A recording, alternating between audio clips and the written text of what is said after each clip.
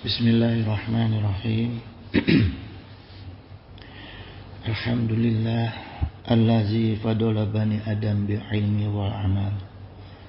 Wassalatu wassalamu ala sayyidina Muhammad wa ala alihi wa sahbihi wa man ihtada bi huda ila yaumil qiyamah. Amma ba'd. Raditu billahi rabba wa bi islami dina wa bi Muhammadin nabiyya wa rasulah. Rabbana zidna ilman warzuqna fahman waj'alna minas sholihin. Hadratal mukarramin, sahibal fudala wal mukarram, alimu wa ulama, syadatul kiram, jami'ul asatid wal mukarram, wa ya ikhwani allazi yakhduru fi masjid jami' amanan hafizakumullah wa ri'akum wa zadanallahu ilman wa khirsa. Ayuhal ikhwanul kiram, minggu lalu ya saya kedatangan tamu aktivis ya, dua orang ya aktivis. Nah, terus salah satunya bertanya dalam diskusi itu, dia bertanya pada saya, bagaimana berdakwah Islam di negeri yang berideologi Pancasila. Wah, jadi pertanyaannya bikin pusing.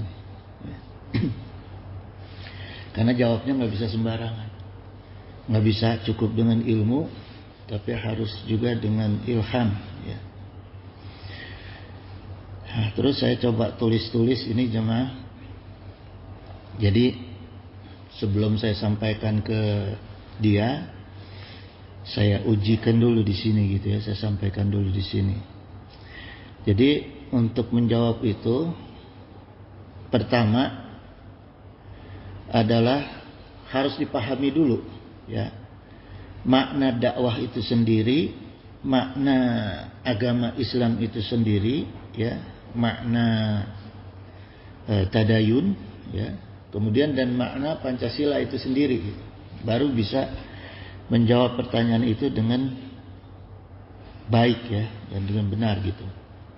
Nah kemudian makna dakwah tadi, makna dinul Islam tadi, tadayun dan Pancasila, baru kita satukan dalam sebuah bingkai kehidupan sebagai bangsa Indonesia itu ya. Pertama, apa tujuan utama dakwah? Nah, sebagai contoh hasil dakwah permulaannya Rasulullah selama 13 tahun di Mekah, dakwah beliau mendapat pujian langsung dari Allah. Allah berfirman dalam Quran surat Ali Imran ayat 110, "Kuntum khaira ummatin ukhrijat linnas." Kamu adalah umat yang terbaik yang dilahirkan untuk manusia. Nah, di sini Allah tidak katakan ukhrijat lil muslimin atau lil mu'minin. Kenapa?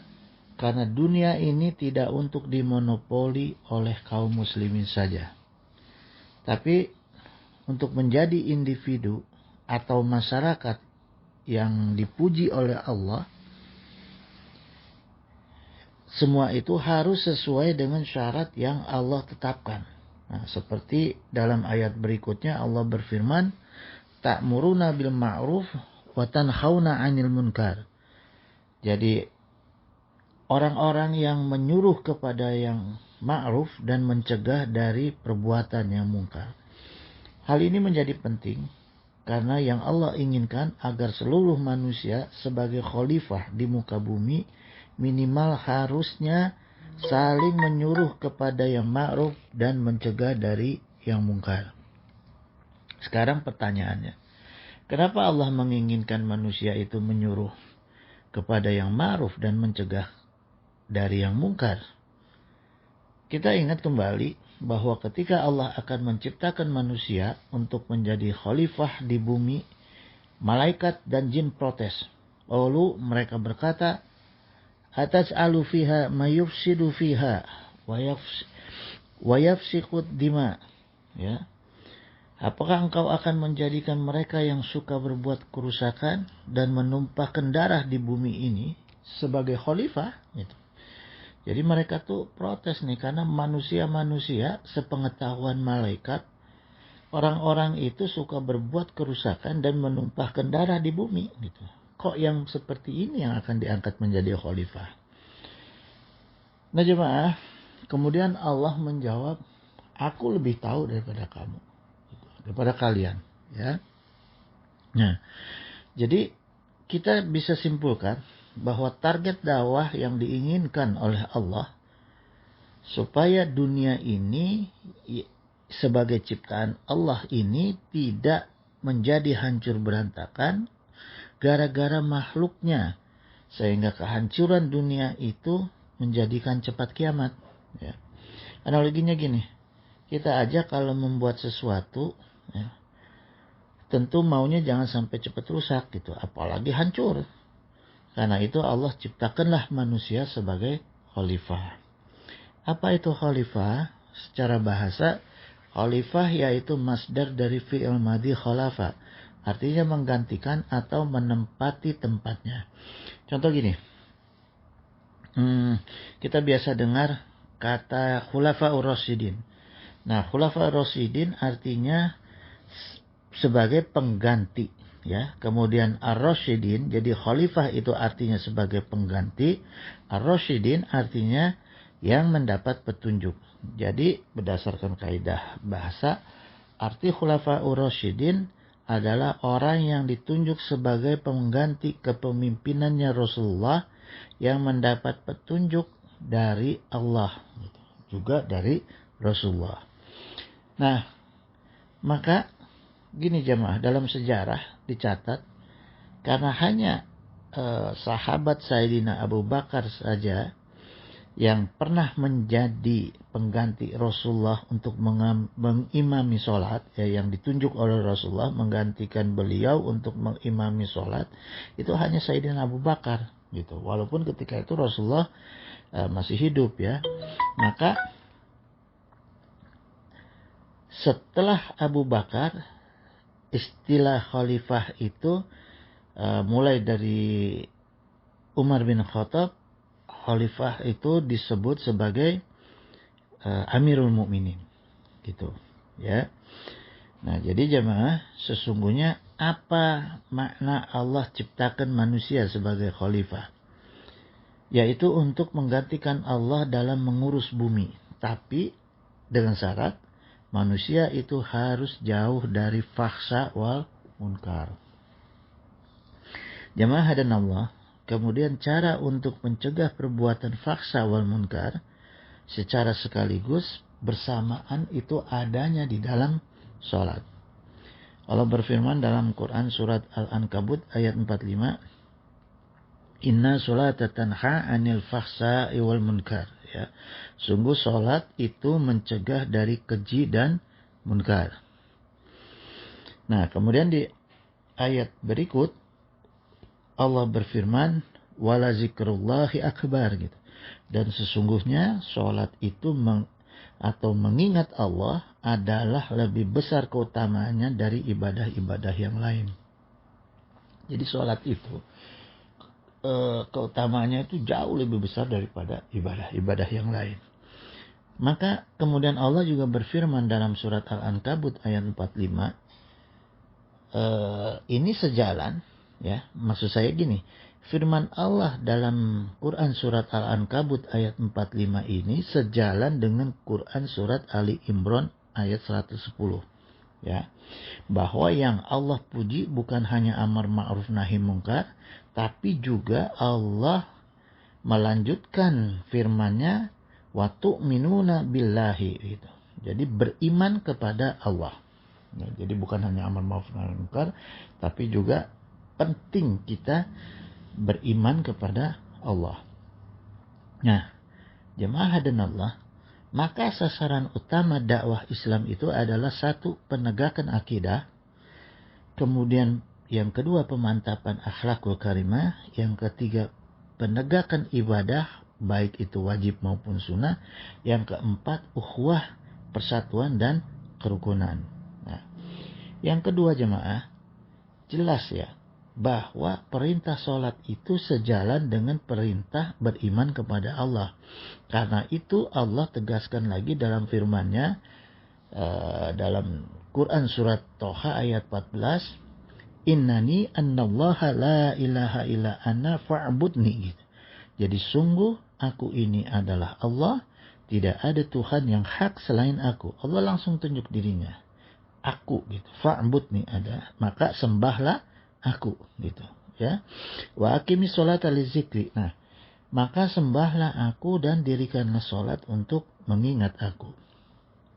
Jadi memang antara iman implementasinya yang dinilai oleh Allah sebagai orang yang beriman adalah sholat. Ya. Kemudian jemaah dan Allah, dari 3 firman Allah tadi kemudian dipahami ya oleh Rasulullah dan ditaati oleh Rasulullah, maka dakwah beliau selama di Mekah ya kurang lebih 13 tahun fokusnya itu pada penguatan tauhid. Selain itu pada fase Mekah ya turun perintah sholat, tepatnya tahun berapa? Tahun ke-11 masa kenabian Rasulullah SAW. Saat itu Rasulullah berusia 51 tahun ya. Nah, karena itu jamaah sekalian, dalam rukun Islam, arkanul Islam khamsatun. Jadi rukun Islam itu ada 5. Yang pertama adalah syahadatu alla ilaha illallah wa anna Muhammadan Rasulullah. Itu pertama. Yang kedua, iqamas sholah gitu, penegakan sholat. Yang ketiga, ita'uz zakah, menunaikan zakat. Yang keempat, shaum Ramadan, puasa dalam bulan Ramadan. Kemudian yang kelima, hajjul baiti man istata'a ilaihi sabila. Jadi berhaji ke Baitullah bagi yang mampu untuk dalam perjalanannya gitu ya. Nah, jadi jelas dalam rukun iman ini jemaah, setelah tauhid dalam bentuk syahadat, yang kedua adalah sholat. Nah, ini sebagai bukti bahwa kita beriman, sebagai bukti bahwa kita beriman adalah kita melaksanakan, menegakkan ibadah sholat. Ya. Jemaah hafidhakumullah, ketika semakin banyak iradah Allah untuk diimani dan diamalkan sebagai ibadah dan muamalah, baik oleh manusia maupun jin, yang difirmankan kepada Rasulullah melalui wahyunya Allah Subhanahu wa taala, maka perlulah dibikinkan sistem yang mengatur kepercayaan dan peribadahan kepada Allah Subhanahu wa taala, yaitu din atau agama ya. Dan untuk menjadi penuntun pengamalannya adalah kitab suci, Rasulullah, para nabi, para ulama dan seterusnya ya. Karena itulah maka hadir dinul Islam sebagai sistem yang isinya adalah pemahaman akidah, syariah dan akhlak ya. Kemudian diharapkan lahirnya manusia-manusia yang beriman, beragama Islam dan berakhlak yang ihsan. Selanjutnya melalui ilmunya tauhid, fikih dan tasawuf, Islam akan terus menjadi agama yang menuntun manusia bisa menjadi selamat baik di kehidupan di dunia maupun di kehidupan akhirat.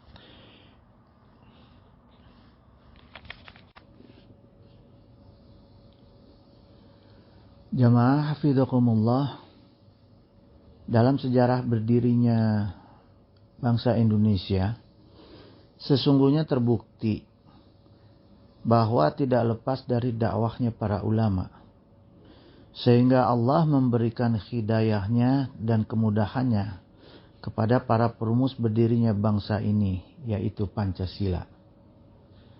Sebelumnya saya ceritakan dulu lukisan Pancasila yang berada dalam kotak cita-cita para pendiri bangsa. Pertama, di tengah-tengah sebagai lukisannya adalah sila ketiga Pancasila.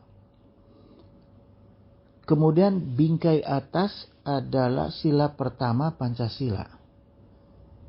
Dan bingkai bawah adalah sila kedua Pancasila.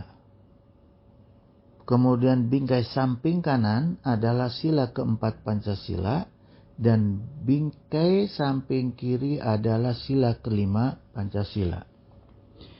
Kemudian, kenapa persatuan Indonesia menjadi lukisan yang berada di tengah-tengah? Karena persatuan Indonesia harus dikurung oleh bingkai yang kuat, sehingga ketika ada keretakan sekalipun tidak akan pecah berantakan keluar dari bingkai bangsa Indonesia. Jamaah, sekarang saya akan coba kupas tentang dakwah ideologi Pancasila. Sebelumnya saya sempat bertanya pada diri saya sendiri, kenapa pasal tentang persatuan Indonesia diletakkan di nomor 3 dan beradanya di tengah-tengah di antara 5 sila Pancasila? Ya. Apakah itu secara kebetulan atau memang itu merupakan hidayah dari Allah Subhanahu wa taala yang harus kita tafsirkan? Sebelumnya kita lihat dulu apa makna ideologi ini. Ideologi adalah gagasan yang disusun secara sistematis dan diyakini kebenarannya untuk diwujudkan di dalam kehidupan. Kemudian kalau kita telah adanya cita-cita para pendiri bangsa Indonesia itu tertuang di dalam ideologi Pancasila pada pasal ketiga yang harus diwujudkan oleh kita untuk mengisi dan mengelola bangsa ini. Pertama, dari sila ketiga ke atas, yaitu ada sila ke-1 dan sila kedua, yang merupakan gagasan yang sistematis dan diyakini kebenarannya, maka harus dijalani oleh seluruh elemen bangsa Indonesia. Dan ada sistem panduan untuk bangsa Indonesia yang terdapat di dalam Pancasila. Pertama yaitu sila ketuhanan yang Maha Esa. Yang kedua adalah sila kemanusiaan yang adil dan beradab. Ya. Tafsir sila pertama sesungguhnya adalah panduan bagi seluruh bangsa Indonesia yang berdiri di atas tauhid. Sehingga seluruh bangsa Indonesia itu wajib beragama. Tidak boleh ada satupun manusia di Indonesia yang tidak beragama. Tafsir sila pertama yang kedua, sesungguhnya agamalah yang mengusung konsep keadilan yang seadil-adilnya. Kemudian tafsir pada sila kedua, pertama adalah keadilan yang sesungguhnya harus ditegakkan dengan cara yang beradab. Dimulai dari yang paling atas sampai yang paling bawah. Barulah bisa menjadi bangsa yang adil dan beradab. Bukan jadi bangsa yang biadab. Kenapa? Nah ini pertanyaannya. Kenapa? Karena bangsa yang biadab hanya akan melahirkan kedzaliman. Al-Quran secara spesifik menegaskan bahwa perilaku adil adalah kebalikan dari perilaku zalim. Kata zalim itu sendiri yaitu bentuk isim fa'il, artinya tidak adil atau aniaya. Jadi kata zalim, atau gini jemaah, ada juga kata zalim yang berasal dari kata adlama atau menjadi gelap. Ya. Dari makna kata ini, perilaku zalim atau adlama adalah gambaran perbuatan orang-orang yang gelap pandangannya sehingga dia akan menjadi orang yang bodoh, musyrik dan fasik. Jemaah hadanallah, kemudian sebagai panduan untuk melaksanakan persatuan Indonesia diatur oleh sistem yang tertuang dalam sila keempat dan sila kelima. Ya, kita lihat ke bawah dari sila ketiga. Pertama bunyi sila keempat. Kerakyatan yang dipimpin oleh hikmah kebijaksanaan dalam permusyawaratan perwakilan. Nah, tafsir sila keempat, supaya rakyat Indonesia dipimpin oleh orang-orang yang mempunyai kemampuan dan bijaksana dalam bertindak. Kemudian dia dipilih melalui proses musyawarah oleh rakyat, seluruh rakyat Indonesia. Makanya, jemaah sekalian, kalau milih wakil rakyat, itu orangnya yang bijaksana dan punya kemampuan dalam bidangnya. Jadi itu yang harus kita lihat. Ya. Karena akibat dari lemahnya dan bodohnya para pemimpin, baik di tingkat eksekutif, di tingkat legislatif, di tingkat yudikatif, maupun bodohnya para kiai, para tokoh, para ustadz dan sebagainya, akan berakibat fatal bagi rakyat dan bangsa Indonesia. Karena orang-orang tersebut akan melahirkan budaya yang merugikan bagi bangsa. Tidak hanya bangsa, tapi juga merugikan bagi tanah air, ya, seperti yang diingatkan oleh agama. Pertama ini, di antara ciri-ciri orang bodoh, kalau dia bicara, dia dapat menimbulkan perselisihan, sekalipun dia tidak merasa kalau dirinya dapat menimbulkan perpecahan. Ya, dikatakan oleh Sayyidina Ali, "Iza kanal ahmaqu samitan." Andai orang bodoh itu diam, falan yakuna hunaka niza'un bil ta'kidi gitu. Maka tidak akan terjadi perselisihan. Nah itu jemaah. Ya.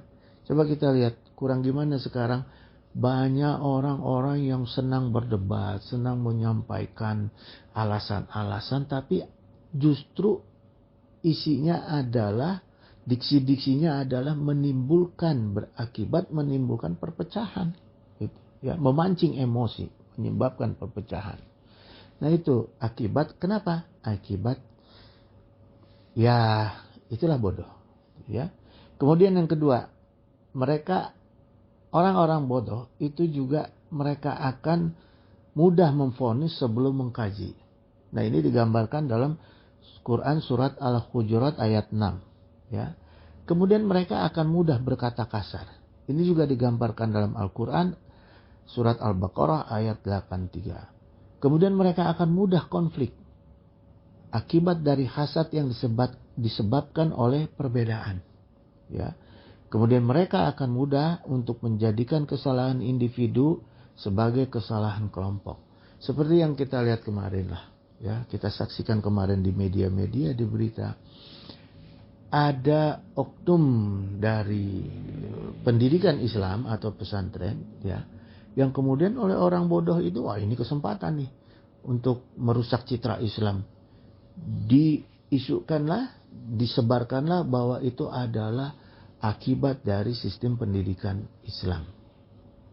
Nah, ini yang kalau menurut saya tidak fair hal seperti itu. Ya. Kemudian jemaah sekalian, orang bodoh juga akan menjadikan mereka itu terlalu mencintai dunia, baik di tingkat pejabat juga di tingkat rakyat. Nah kalau sudah pimpinannya, sudah pejabatnya, sudah kiainya, sudah ustadznya, tokoh-tokohnya mencontohkan kalau dia itu hubud dunia, dia itu cinta kepada dunia, maka ke bawah rakyatnya juga akan ikut-ikutan. Kalau sudah terjadi seperti itu, budaya seperti itu, budaya cinta dunia, maka apa yang terjadi jemaah? Kemudian akhirnya apa? Semua masing-masing berebut, bernafsu, ingin menguasai dunia yang ada di hadapan dia. Maka terjadilah perselisihan, perampokan, pencurian, bahkan korupsi. Nah ini juga bibit-bibit yang akan menimbulkan perpecahan bagi bangsa Indonesia. Kemudian jemaah sekalian, tafsir sila kelima. Bunyi sila kelima adalah keadilan sosial bagi seluruh rakyat Indonesia. Allah menjelaskan di dalam Al-Quran paling tidak bentuk keadilan itu ada 8. Pertama adalah keadilan dalam menetapkan hukum. Wa iza hakamtum bainan nasi an tahkumu bil adli. Dan jika kamu menghakimi di antara manusia, hakimilah dengan adil. Ya, itu yang pertama. Yang kedua adalah keadilan dalam hal kebaikan dan memberikan hak kepada orang lain sekalipun dengan kerabat dekat. Ya. Allah berfirman, "Innallaha ya'muru bil adli wal ihsani wal ita'i dzil qurba." Gitu. Sungguh Allah menyuruh kamu sekalian berlaku adil dan berbuat kebijakan dan memberi kepada kaum kerabat. Ya, ini ada dalam An-Nahl ayat 90. Kemudian yang ketiga adalah keadilan dalam berbicara. Allah Subhanahu wa taala berfirman, "Wa iza qultum fa'adilu, dan apabila kamu berkata adillah, walau kana za qurba gitu.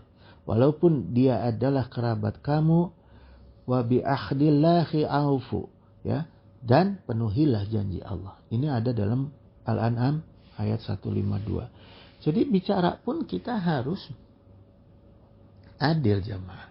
Kalau kita memang biasa bicara dengan baik, kata-katanya baik, diksinya baik, konotasinya intonasinya, nadanya lemah lembut kepada keluarga, begitu juga kepada orang lain gitu. Jadi jangan pilih kasih dalam menyusun kata-kata maupun berintonasi. Ini yang dimaksud oleh Allah dalam hal adil berkata-kata. Yang keempat adalah keadilan dalam kesaksian. Allah berfirman, ya ayyuhallazina amanu kunu qawamina bil qisti syuhada'a lillahi. Jadi wahai orang-orang yang beriman, jadilah kamu orang yang benar-benar menegakkan keadilan dan menjadi saksi karena Allah. Walau ala anfusikum awil walidaini wal aqrabin gitu. Walaupun terhadap diri kamu sendiri atau ibu bapak dan kerabat-kerabat kamu. Ini ada di dalam surat An-Nisa ayat 135. Ya. Jadi ketika kita memberi saksi jemaah, itu kita harus adil. Kalau salah katakan salah, kalau benar katakan benar. Walaupun kepentingan saksinya itu adalah untuk diri sendiri atau untuk orang tua maupun kerabat. Inilah Allah yang perintahkan, memang benar-benar di sini keadilan diatur dalam agama Islam khususnya di Al-Quran. Ya. Yang kelima adalah keadilan dalam pencatatan hutang. Walatas amu ang taktubuhu gitu. Dan janganlah kamu membedakan menulis hutang itu sogiran, baik itu kecil, au khabiron ila ajalih gitu, maupun itu besar sampai batas waktunya. Ajal maksudnya di sini adalah sampai batas waktunya. Ya. Jadi jangan begini. Ini mah hutangnya kecil, nggak usah ditulis. Jangan begitu. Baik kecil maupun besar harus ditulis secara detail sampai waktunya. Zalikum aqsatu indallahi, yang demikian itu lebih adil di sisi Allah. Nah ini ukuran adil dalam hal penulisan atau pencatatan hutang. Ya. Jadi demikian jemaah. Quran aja itu mengatur keadilan sampai dalam hal mencatat hutang. Ya, apalagi dalam berbangsa dan bernegara. Kemudian yang keenam adalah keadilan dalam mendamaikan perselisihan. Wa qala Allah Ta'ala fa'aslihu bainahuma bil adli wal aqsitu gitu. Damaikanlah di antara keduanya secara adil dan berlaku adilah. Ya, di sini Allah tegas perintahkan wa aqsitu, dan berlaku adilah. Innallaha yuhibbul muqsitin. Sungguh Allah mencintai orang-orang yang berlaku adil. Tercatat dalam Quran surat Al-Hujurat ayat 9. Nah inilah jemaah. Ya. Kemudian yang ketujuh, keadilan dalam menghadapi orang-orang yang tidak disukai. Wala yajrimannakum syana'anu qaumin ala alal ta'dilu gitu. Dan janganlah sekali-kali kebencian kamu terhadap satu kaum mendorong kamu untuk berlaku tidak adil. Ya. Adilu huwa aqrabu littaqwa. Berlaku adillah, karena adil itu lebih dekat kepada ketakwaan. Ini dalam Al-Maidah ayat 8 ya. Jadi Quran ini menggambarkan begini jemaah. Karena ini orang kita nggak suka sama dia, bahkan kita benci sama dia, terus kita nggak adil gitu. Misalnya dalam hal membagi, ya, dalam hal ada amanah untuk dibagi, karena ini orangnya kita benci, kita nggak suka, kita kasih sedikit, yang kita suka kita kasih banyak. Nah itu nggak boleh. Itu diatur agama, apapun keadaannya tetap harus berlaku adil. Ya. Kemudian yang kedelapan, keadilan dalam memberikan balasan. Wa qala Allah Ta'ala wa in aqabtum fa'aqibu bimithli ma uqibtum bih gitu. Maaf ya jemaah, ini mata saya agak mulai berair. Jadi agak kurang baik dalam membaca. Jadi ada juga perintah keadilan dalam memberikan balasan gitu. Balasannya itu dengan yang adil, ya. Itu sesuai dengan siksaan yang ditimpakan kepada kamu. Jangan berlebihan. Orang ngejewer kita nonjok, nggak boleh. Ya, jewer deh gitu. Lebih baik lagi kalau kita bisa memaafkan, gitu ya. Tapi nggak boleh lebih. Ini maksudnya tidak boleh berlebihan, gitu ya. Wala in sabartum la huwa khairul lisyabirin gitu. Karena Allah lebih suka kepada kamu yang bersabar gitu. Dan itu lebih baik bagi orang-orang yang bersabar. Gitu jamaah, ya. Ini yang kajian kita yang kedua. Kemudian yang ketiga terkait dengan dakwah di negeri yang Pancasila, ya. Itu saya harus kupas mengenai tujuan dan fungsi dakwah, tapi ini minggu berikut aja. Ya. Karena waktu kita sudah mau habis, kita tutup dulu. Ada yang mau ditanyakan enggak? Waalaikumsalam. Apakah dibolehkan nepotisme dan beragama menurut Islam? Nepotisme. Nepotisme itu apa ya? Hah? KKN dalam bentuk doa boleh. Dalam bentuk doa. Dalam bentuk hadiah boleh. La hadratin Nabi Mustafa sallallahu alaihi wasallam wa alihi wa azwajihi wa zuriyatihi, itu boleh. Dalam bentuk doa dan hadiah. Tapi dalam penegakan keadilan tidak boleh. Ya, boleh. Khusus boleh untuk hadiah, bentuk hadiah dan doa. Gitu, ya. Karena tawasul kan kita hadiah. Gitu ya. Nepotismenya itu, gitu. Ada lagi yang mau tanya? Kalau nggak ada saya tutup jemaah. Nggak ada ya, benar ya. Wallahul musta'in ala kulli hal.